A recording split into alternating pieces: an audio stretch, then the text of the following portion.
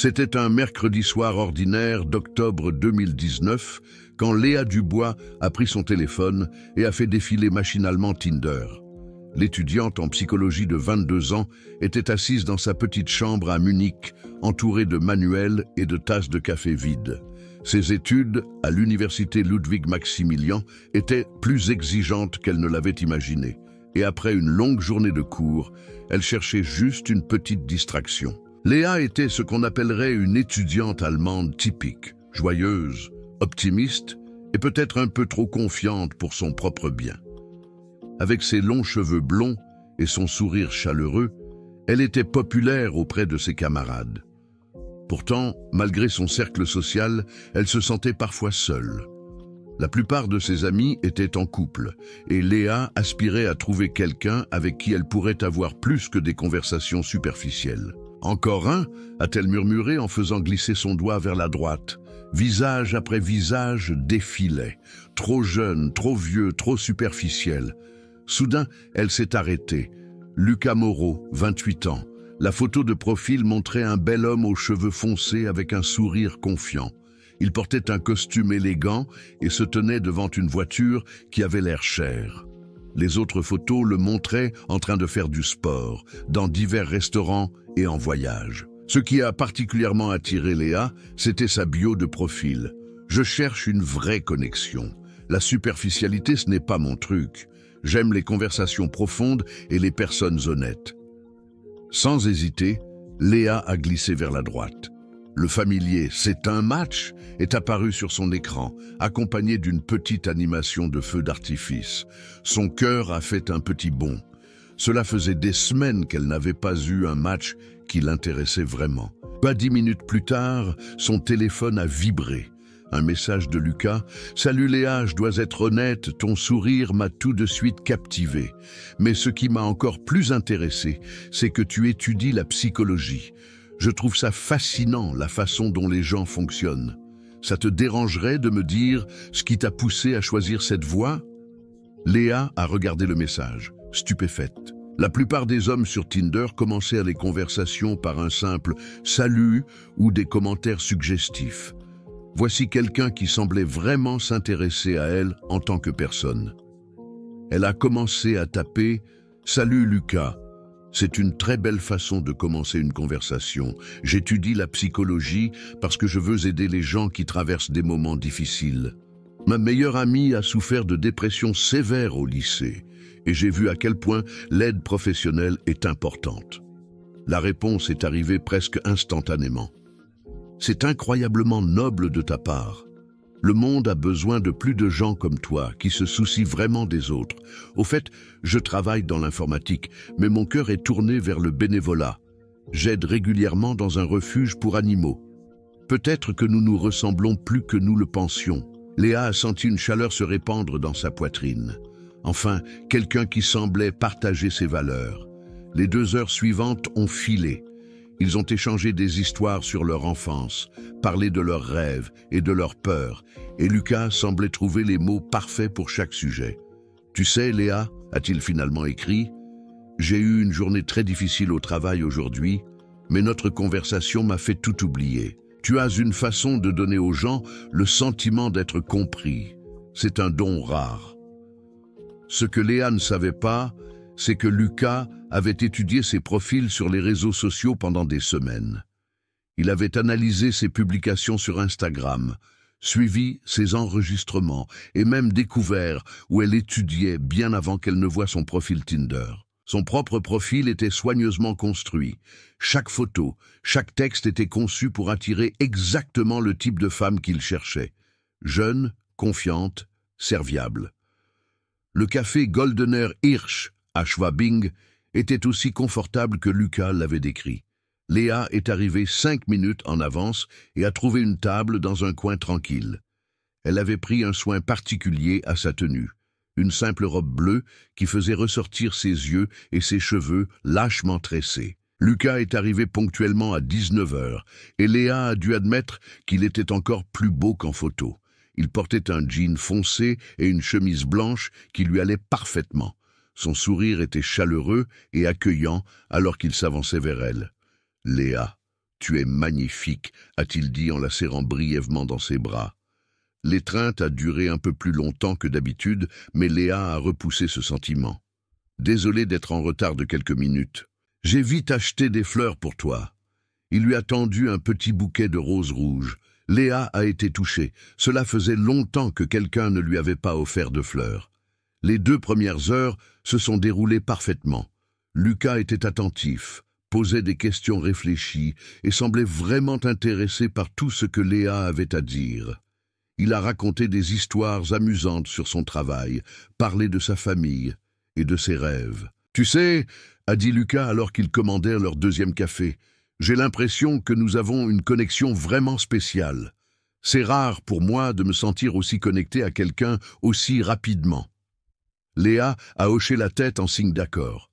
« Je ressens la même chose, c'est comme si on se connaissait depuis toujours. » C'est exactement ça. Les yeux de Lucas se sont illuminés. « Je crois au destin.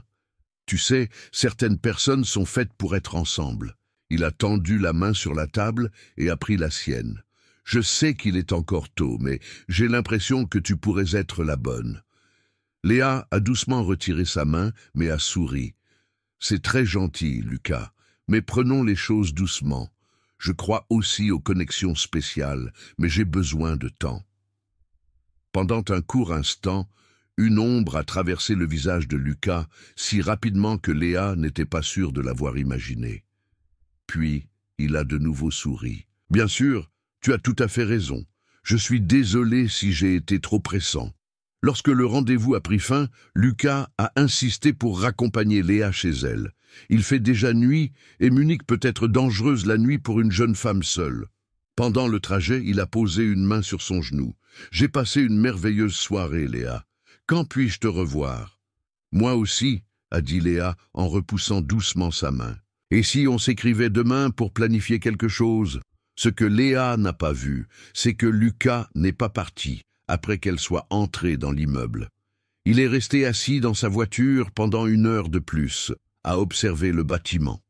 Il a noté quelle fenêtre s'allumait ou la lumière restait allumée le plus longtemps et a essayé de déterminer laquelle était la chambre de Léa. Dans les jours qui ont suivi, un bombardement de messages a commencé. Lucas écrivait à Léa le matin, le midi et le soir.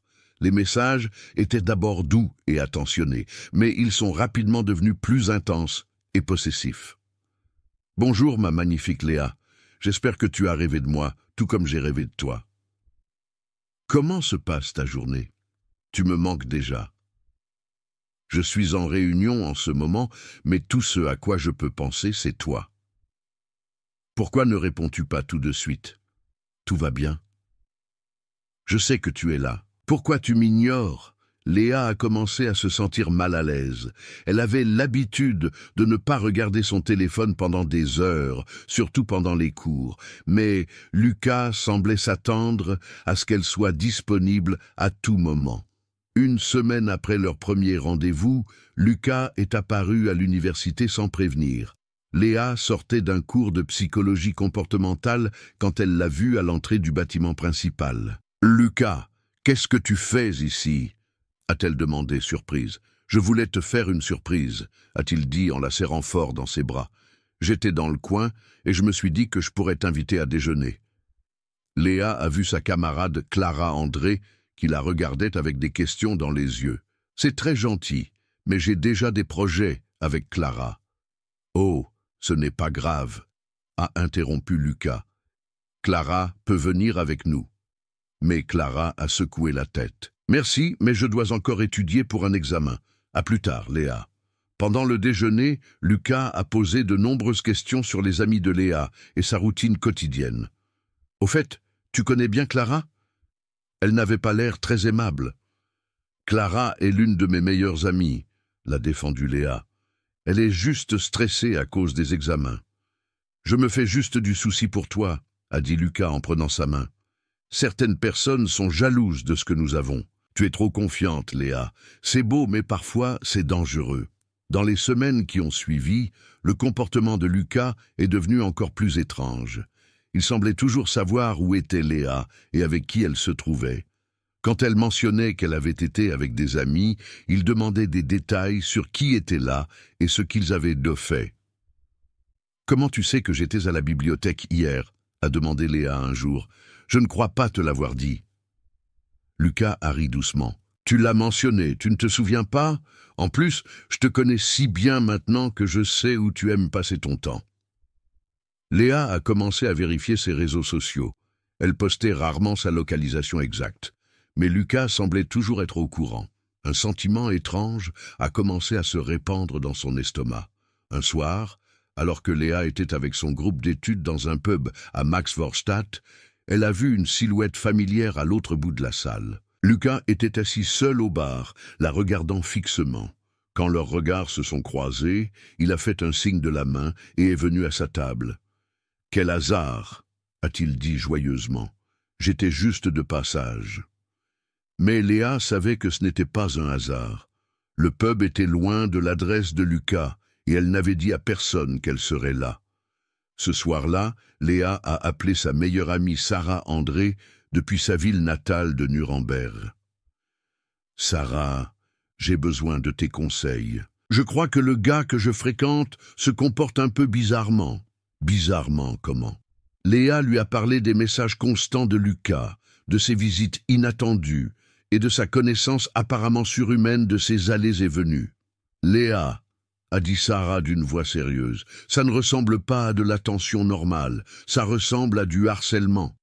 Tu devrais peut-être mettre fin à cette relation avant que ça n'empire. » Ce que Léa ne savait pas, c'est que Lucas avait déjà eu accès à son compte e-mail, après avoir secrètement noté son mot de passe lorsqu'elle avait laissé son téléphone sans surveillance. Il a lu ses messages privés, a connu ses projets et était au courant de ses doutes sur leur relation. Dans son appartement à Sendling, Lucas avait mis en place un véritable centre de commandement. Il avait des photos de Léa sur les murs, des photos qu'il avait secrètement prises en la suivant. Il tenait un journal détaillé de ses activités quotidiennes et avait déjà commencé à faire des plans pour l'isoler de ses amis. Le tournant est survenu un mardi matin pluvieux de novembre 2019. Léa était assise dans la bibliothèque de l'université, essayant de se concentrer sur son devoir, sur les troubles de la personnalité, quand son téléphone a vibré pour la 25e fois en 2 heures. Les messages de Lucas avaient pris un ton plus désespéré et agressif. « Pourquoi tu m'ignores? Je vois que tu es en ligne. »« Léa, je m'inquiète. Réponds-moi tout de suite. Si tu ne m'aimes pas, dis-le simplement, mais ne me laisse pas dans le doute. Je sais que tu es là. Je te vois assise dans la bibliothèque. » Au dernier message, Léa a gelé. Lentement, elle a levé la tête et a regardé autour d'elle. À travers la grande fenêtre de la bibliothèque, elle a pu distinguer une silhouette familière de l'autre côté de la rue. Lucas se tenait sous un parapluie, la regardant fixement. Quand leurs regards se sont croisés, il a agité la main et a tapé sur son téléphone. Un nouveau message. « Pourquoi tu fais semblant de ne pas me voir? Sors, il faut qu'on parle. » Léa a rangé ses affaires à la hâte. Ses mains tremblaient alors qu'elle fourrait ses livres dans son sac à dos. Elle est sortie de la bibliothèque par la sortie de derrière et a pratiquement couru jusqu'à sa résidence étudiante. Dans sa chambre, elle a immédiatement appelé Clara. « Clara, j'ai besoin de ton aide. Lucas est devant la bibliothèque et il me suit. Je ne sais pas quoi faire. »« Léa, ce n'est pas normal, » a dit Clara d'une voix inquiète. « Tu devrais aller à la police. »« À la police ? Mais il ne m'a rien fait.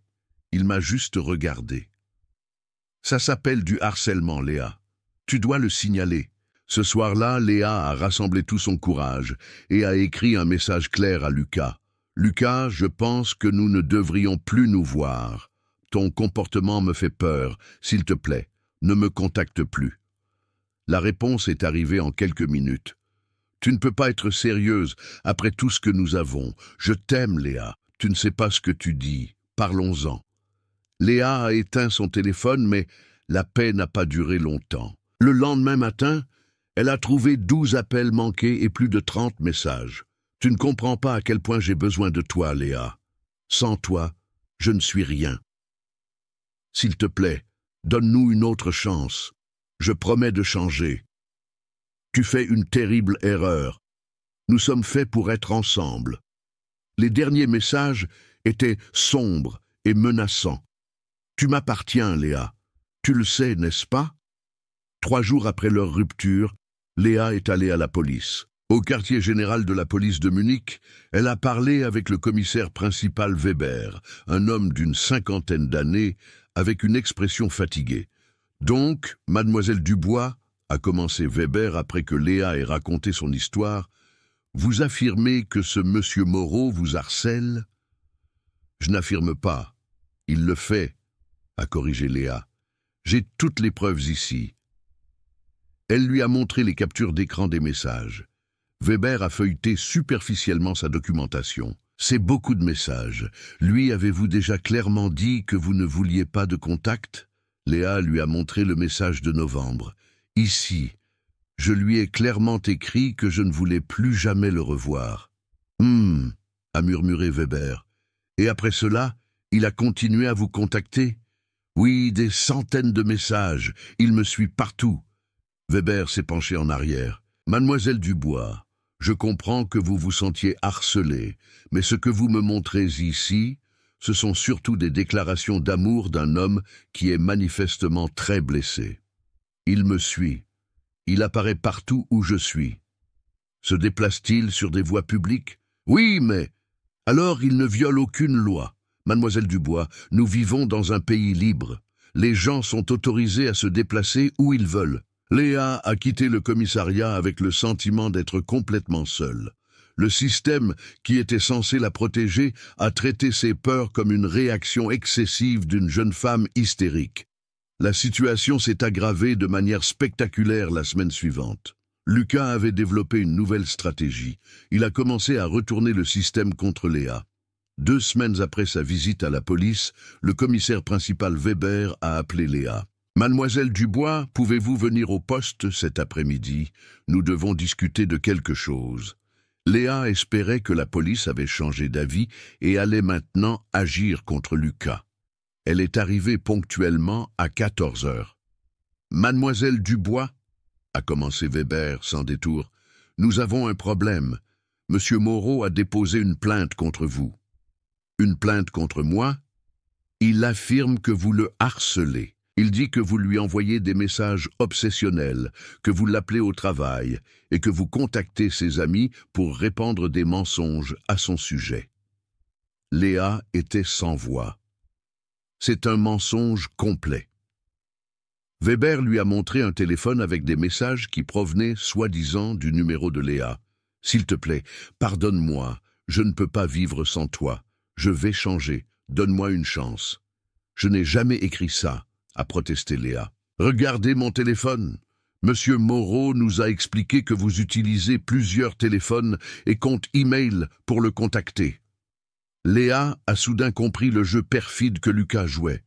Il avait créé de faux comptes et s'était envoyé des messages à lui-même pour la faire passer pour la harceleuse. « Mademoiselle Dubois, » a dit Weber, « compte tenu des preuves et de votre état émotionnel lors de notre dernière conversation, je crois que Monsieur Moreau dit la vérité. Vous êtes en train de punir la victime, » a chuchoté Léa incrédule. « Vous n'êtes pas la victime, mademoiselle Dubois. D'après toutes les preuves que j'ai, vous êtes l'agresseur. » Weber s'est penché en avant. « Mademoiselle Dubois, je vous donne un dernier avertissement. Laissez Monsieur Moreau tranquille. Ne le contactez pas. Ne vous approchez pas de lui. Si vous ne respectez pas cela, vous serez arrêté. » Léa a quitté le commissariat dans un état de désespoir total. Le système n'avait pas seulement échoué à l'aider, il la punissait maintenant activement d'être une victime. Lucas a appelé Léa 2 jours plus tard. « Bonjour Léa, » a-t-il dit d'une voix mielleuse. « J'ai entendu dire que tu avais eu une discussion avec la police. »« Espèce de salaud malade, » a chuchoté Léa. « Tu avais tout planifié pour me faire passer pour ça. » « Tu sais ce qui est le plus beau dans tout ça ?» a continué Lucas. « Tu ne peux plus rien faire maintenant. Si tu vas à la police, ils t'arrêteront. Si tu t'approches de moi, ils t'arrêteront. Tu es piégée, Léa. » Dans les semaines qui ont suivi, Lucas a intensifié sa terreur. Il a continué à la suivre, Mais maintenant, il le faisait plus ouvertement, plus effrontément. Quand Léa le confrontait, il lui montrait son téléphone et menaçait « Je dois appeler la police, tu me harcèles encore ». Léa était devenue prisonnière de sa propre vie. Le système qui était censé la protéger l'avait trahie et avait donné du pouvoir à son harceleur. Le 15 janvier 2020 devait être un mercredi normal.